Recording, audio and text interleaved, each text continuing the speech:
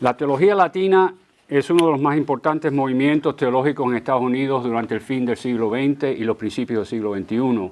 Aunque sus orígenes se pueden trazar a las décadas de los 70 del siglo pasado, es solo en las últimas 3 décadas que esta teología se ha convertido en un propio movimiento que incorpora nuevas voces jóvenes, produciendo una literatura prolífica e influenciando a las iglesias, las universidades, los seminarios y las asociaciones profesionales teológicas del país. Este movimiento teológico es uno entre varios que han surgido dentro de las comunidades marginadas en Estados Unidos. Desde afuera, este país de Estados Unidos parece ser uno de privilegio, oportunidad, riqueza y libertad, por lo menos hasta estos días. De hecho, es precisamente esta imagen la que atrae a tantos latinoamericanos al país, inmigrantes con sueños de mejorar sus vidas y las de sus familias. Sin embargo, muchas veces la realidad con que se encuentran aquí es muy diferente. La gran mayoría de latinos viven en pobreza, muchos en condiciones muy semejantes a las que dejaron en sus países nativos. El pueblo latino está creciendo más rápidamente que cualquier otro grupo étnico en el país. A la misma vez tiene una tasa de abandono escolar más alta que cualquier otro grupo. Y nuestros valores culturales enfocados en la comunidad y la familia están bajo constante amenaza de la cultura dominante estadounidense, cuyo individualismo, competitividad darwiniana, consumismo y el rechazo violento del otro socavan nuestros valores comunitarios. El resultado desastroso es comúnmente una descomposición de la vida familiar que provoca erupciones de violencia en las calles o en los propios hogares. Las pandillas, por ejemplo, atraen a miles de jóvenes hambrientos por ser aceptados como partícipes en una sociedad que los trata como ciudadanos de segunda clase por su idioma, su cultura o el color de su piel. Es desde y a esta realidad que se dirige la teología latina en Estados Unidos. Como la comunidad latina misma, la teología latina está compuesta por una pluralidad diversa de voces, aunque también tienen mucho en común. Lo que llamamos la comunidad latina o el pueblo latino es en realidad muchas comunidades con diversas historias y culturas. Sin embargo, debajo de las diferencias subyacen semejanzas de cultura, cosmovisión, lenguaje y religión. Por lo tanto, aunque las semejanzas toman prominencia frente a las diferencias entre la comunidad latina y la euroamericana, también tenemos que tener en mente que el término latino o latina incluye a pueblos de toda Latinoamérica, los más numerosos de México, Puerto Rico y Cuba, en esa orden.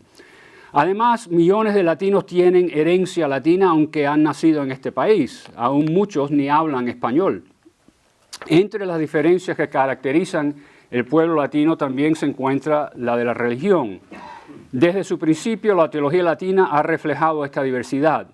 Aunque mis observaciones en este ensayo se enfocarán en la teología latina católica, la teología latina en Estados Unidos ha sido un movimiento colaborativo y ecuménico entre teólogos cristianos de diversas tradiciones. Aunque los valores culturales y la cosmovisión que nos unen son importantes y fundamentales, tampoco podemos menospreciar el desafío de enfrentarnos con las diferencias, algo que sigue siendo un importante quehacer para la teología latina en el siglo XXI. En 1971, un joven sacerdote mexicoamericano, Virgilio Elizondo, fundó el Centro Cultural Mexicoamericano en su ciudad natal de San Antonio, Texas.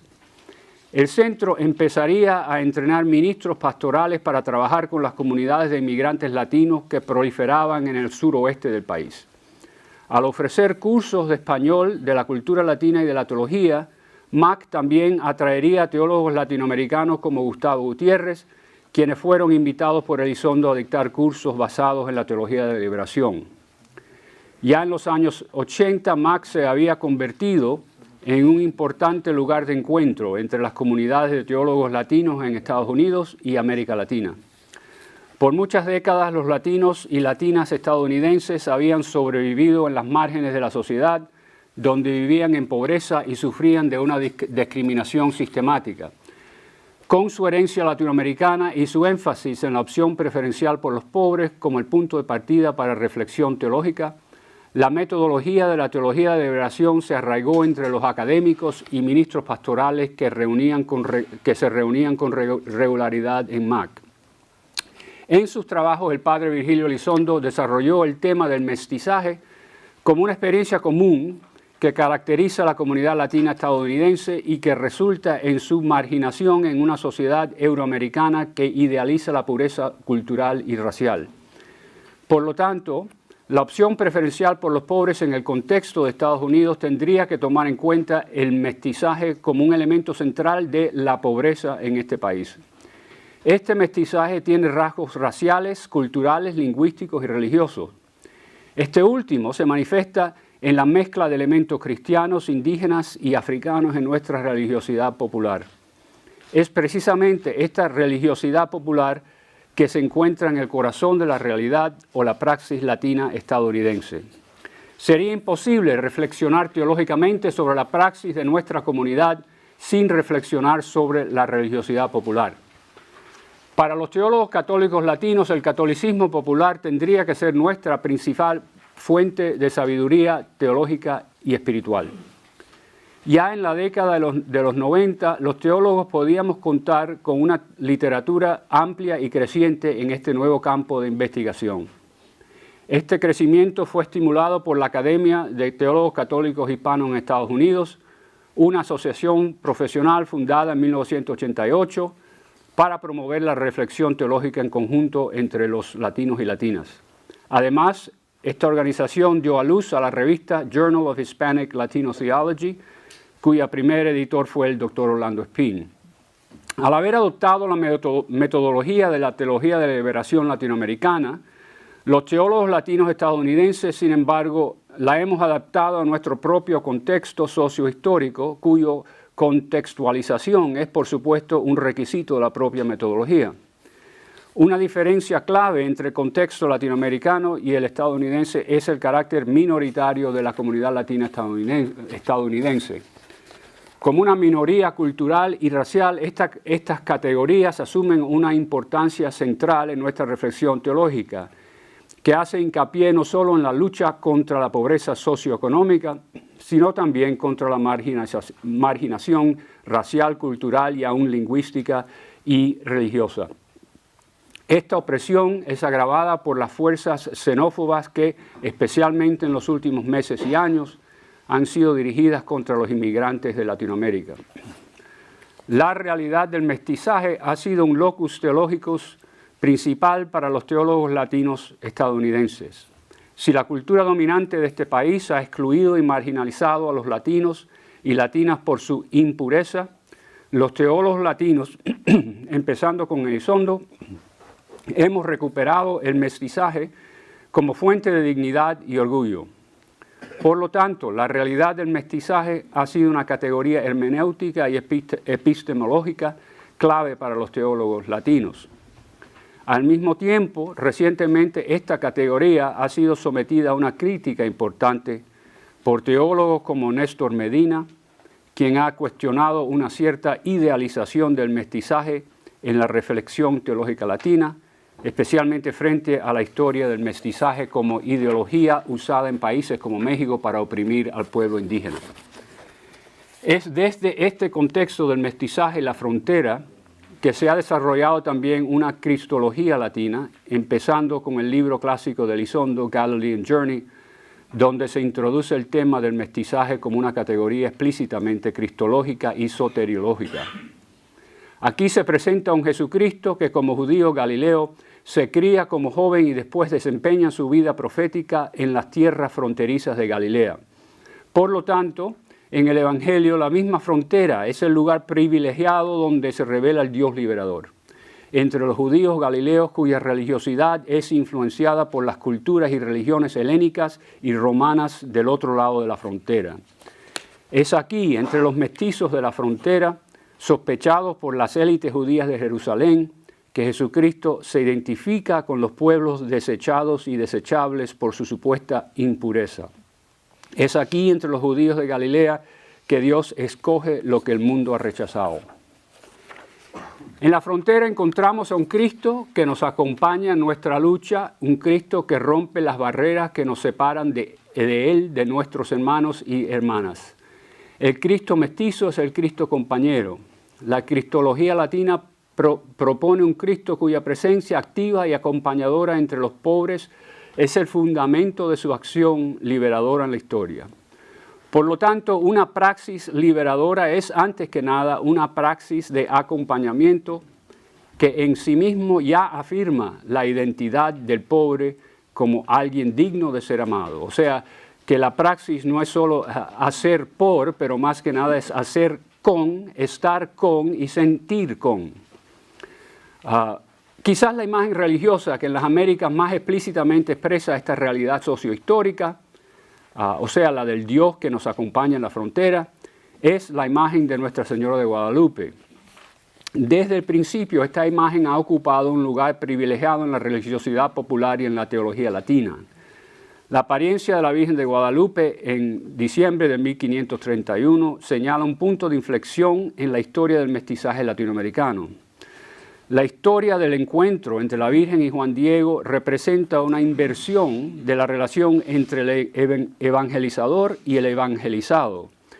Al principio de la historia, el hombre indígena está en camino al palacio del obispo para recibir instrucción en la fe. Después de haber recibido su misión de la Virgen y al final de la historia, Juan Diego ahora regresa al palacio del obispo, no para recibir instrucción, sino para evangelizar al obispo. Al darle su dignidad, la Virgen también le da a Juan Diego una nueva misión como su representante privilegiado. Aunque sea un ejemplo paradigmático, la Virgen de Guadalupe ciertamente no es el único ejemplo del mestizaje en la religiosidad popular latina. Es precisamente en la fe del pueblo que nuestra comunidad latina afirma más fundamentalmente su historia e identidad distintivas como pueblo de Dios y por eso un pueblo digno frente a la marginación y la opresión.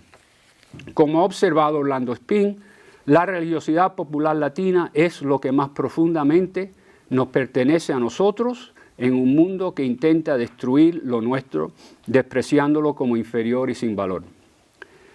Dada esta estrecha e íntima relación entre nuestra propia identidad y nuestra fe viviente, no es sorprendente que la religiosidad popular sea el locus teológico principal de la teología latina.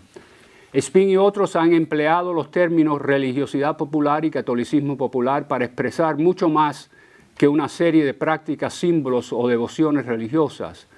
Estos términos se refieren a una cosmovisión o un marco epistemológico que infunde y define todos los aspectos de nuestra vida comunitaria.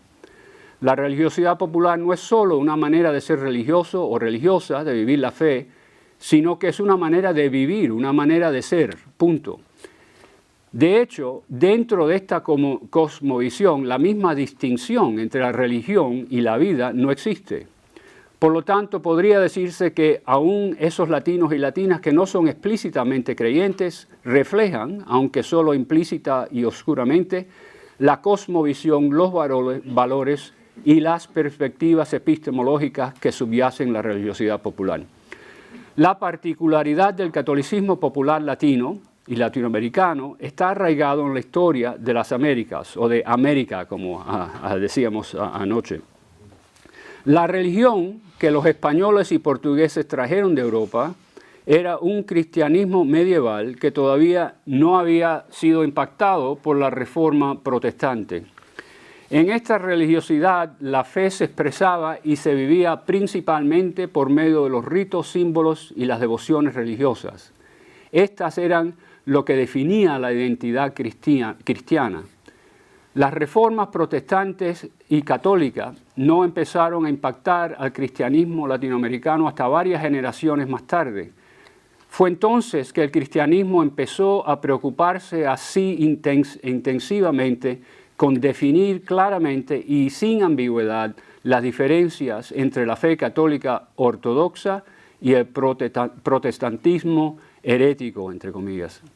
El deseo de establecer claras divisiones confesionales necesitó que el cristianismo se identificara más directamente con el dogma o la profesión de la fe que con las más ambiguas prácticas religiosas. Como nota Spin, la distinción entre el dogma o la doctrina o el contenido de la fe y las prácticas religiosas o la praxis cristianas o la forma de la fe no cristalizó hasta el Concilio de Trento. Los teólogos latinos católicos han descubierto en el catolicismo popular una fructífera fuente de reflexión teológica en diálogo con la más amplia tradición cristiana, con T mayúscula. Alejandro García Rivera ha escrito de la relación dialéctica entre esta gran tradición o la gran narrativa y las pequeñas tradiciones o pequeñas narrativas. El propio Spin escribe de la religiosidad popular como un ejemplo paradigmático del sensus fidelium. Otros teólogos latinos y teólogas latinas han visto en la religiosidad popular un desafío al individualismo y racionalismo que caracterizan el cristianismo moderno y posmoderno, especialmente en la cultura dominante estadounidense. Los latinos y latinas han desarrollado una antropología teológica que, arraigada en la religiosidad popular, postula una noción de la persona como intrínsecamente social, como alguien que deriva su identidad de sus vínculos con su familia, su comunidad y aún más fundamentalmente con su Dios. Lo que caracteriza tanto a la modernidad como a la posmodernidad es una cosmología dicótoma, en este caso una que presupone que la persona y la comunidad son realidades mutuamente opuestas o inconmensurables. Sin embargo, el carácter mestizo de la cosmología latina presupone una perspectiva epistemológica que, si es apropiada auténticamente, necesariamente rechaza tales dicotomías. La mujer latina y el hombre latino vivimos en un mundo de ambos y no de uno u otro. Esta reticencia intuitiva a percibir la realidad por medio de oposiciones inconmensurables es parte de nuestra historia y experiencia como personas viviendo en dos mundos culturales simultáneamente, y en el caso de los latinos y latinas estadounidenses, en tres mundos a la vez. Esta realidad epistemológica se refleja en la religiosidad popular y por lo tanto ha sido una herramienta hermenéutica en nuestra teología. Como fuentes de nuestra teología, la religiosidad popular y el mestizaje revelan una antropología teológica que funciona de manera contracultural en el contexto de la sociedad estadounidense. De hecho, este desarrollo de una antropología teológica ha sido uno de los más urgentes quehaceres para los teólogos y las teólogas latinas en Estados Unidos. Es aquí que vivimos en el mero centro de la globalizadora cultura individualista y consumista que hoy día amenaza no solo a este país, sino al mundo entero. En el catolicismo popular, esta antropología social también define al mundo espiritual, que incorpora tanto a Dios como a la comunión de los santos y a los difuntos de nuestras propias familias. Dios tampoco es un ego autónomo, y tampoco lo es Jesucristo, quien también se puede conocer por medio de sus relaciones con su madre y la entera comunión de los santos. Estos santos y santas constituyen la extensión de la comunidad humana a través de las generaciones. La comunidad trasciende no solo el yo autónomo, sino también el presente temporal que abarca el pasado y el futuro. Los escritos de los teólogos latinos sobre la antropología teológica representan un reto para el individualismo de la cultura dominante estadounidense. En esta, la identidad del individuo y su libertad presuponen el rechazo de los vínculos comunes, los cuales se ven como impedimentos a la autorrealización del individuo autónomo. Sean los vínculos actuales de los padres e hijos o los transgeneracionales de la historia y la tradición, la cultura dominante rehúsa estos como limitaciones que impiden que el individuo escoja y forje su propia identidad y sus propios valores, creencias, moralidad, etc. Ya que la identidad es escogida en vez de ser recibida, el valor supremo es el del libre albedrío definido como la libertad de poder escoger, freedom to choose.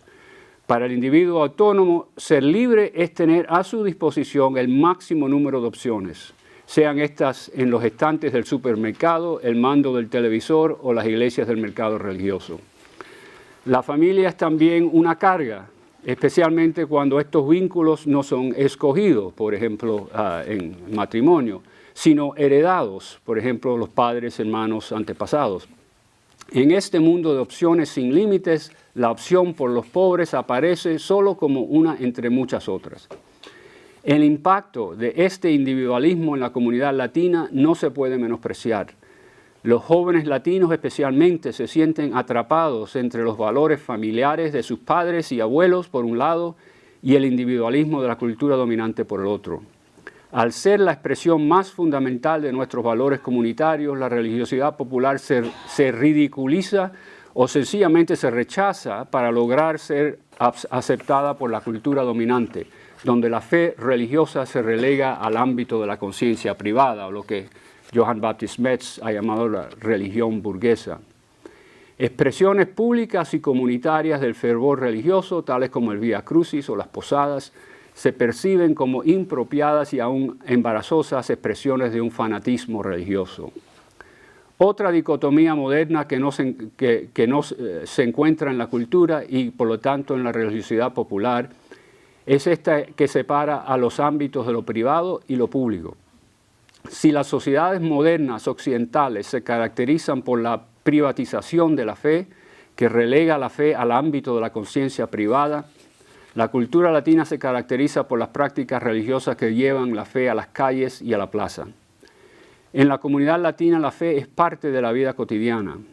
Aquí se borran las barreras entre la esfera religiosa y la seglar.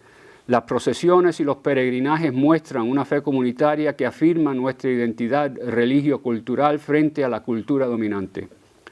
Por eso los teólogos latinos enfatizamos el derrumbamiento de esta barrera entre lo privado y lo público, como también un acto político. Especialmente las teólogas latinas y mujeristas han subrayado esta característica de la religiosidad popular al darle una gran importancia metodológica a lo cotidiano como lugar teológico. Lo cotidiano no se refiere a una experiencia diaria, privada o aislada de las estructuras sociales, sino que se refiere a la lucha cotidiana para sobrevivir, que es ya en sí una forma fundamental de resistencia subversiva contra las estructuras socioeconómicas deshumanizantes que amenazan a la familia latina. Lo cotidiano es el lugar de inmediato donde las fuerzas estructurales que promueven la pobreza y la violencia en nuestros barrios se resisten. En la actividad por medio de que fortalecemos los vínculos familiares y comunitarios que constituyen la primera línea de defensa contra esas fuerzas destructivas. El significado metodológico de lo cotidiano se destaca especialmente en el trabajo de las teólogas feministas y mujeristas latinas. La marginación del ámbito privado en la modernidad contribuye a la opresión de esas personas quienes han sido tradicionalmente identificadas con el mundo doméstico, o sea, las mujeres. Y también se podría añadir a los niños y los ancianos. Entre muchas otras, las teólogas Ada María Isasi Díaz y María Pilar Aquino han investigado como la identificación de lo cotidiano con la vida privada oculta las múltiples maneras que las estructuras públicas de la economía y del orden político impactan directamente la vida cotidiana y las vidas de las mujeres. Más aún, las mujeres no son siempre abiertamente acogidas en este mundo público. En un reciente libro importante, Nancy Pineda Madrid ha introducido a esta conversación la categoría del sufrimiento social como otra realidad que subvierte las dicotomías del individuo y lo social y la del ámbito privado y el público. Aquí un ejemplo que podría dar en términos de la importancia de lo cotidiano es una conversación que yo tuve hace unos años con un teólogo de la liberación que había trabajado muchos años en el altiplano de Perú. Y en su comunidad, en el pueblo, estaba creciendo mucho las comunidades pentecostales y yo le hice la pregunta que por qué pensaba él que estaban creciendo estas comunidades pentecostales y me hizo una historia, me dijo, mira, tenía una mujer que estaba en mi parroquia y me fijé que por varios meses no venía a la parroquia, no venía a la misa.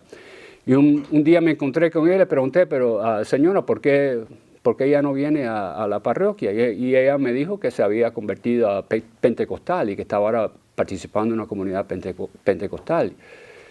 Y me dice, este sacerdote me dice que le preguntó, ¿por qué?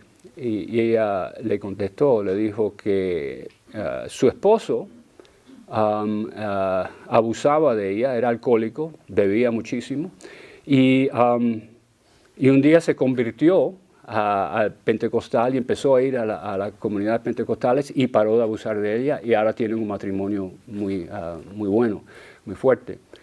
Y este teólogo me dijo, eso es algo que yo como teólogo de la liberación y nosotros como teólogos de la liberación no nos hemos enfrentado suficientemente con esa realidad. O sea que cómo es que la liberación impacta, la liberación política, socioeconómica, impacta la vida doméstica del hogar, la vida cotidiana, especialmente de las mujeres.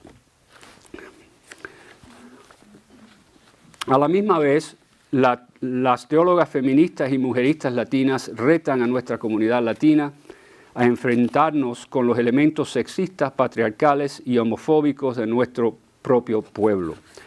Aunque Adamaris Sassi Díaz también critica a los euroamericanos por su uso del término machismo para referirse a la cultura latina, notando que esa terminología refuerza el estereotipo de la cultura latina como una particularmente sexista y por lo tanto ocultando el carácter sexista y patriarcal de la cultura dominante estadounidense. Uno no tiene que recurrir al castellano para hablar del sexismo, o sea, no se tiene que referir al machismo para referirse al sexismo.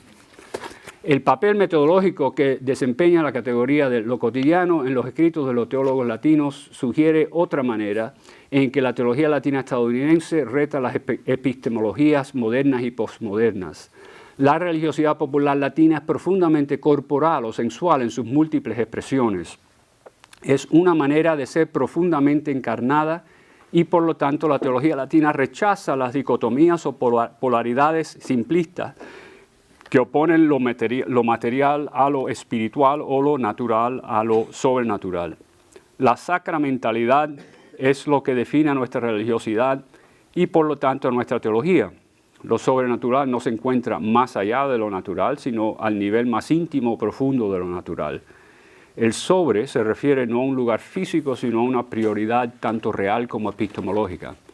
Este carácter sacramental de la religiosidad popular requiere la participación comprometida del teólogo o la teóloga para poder entender su significado teológico. Requiere también acceso a las herramientas conceptuales de las ciencias sociales.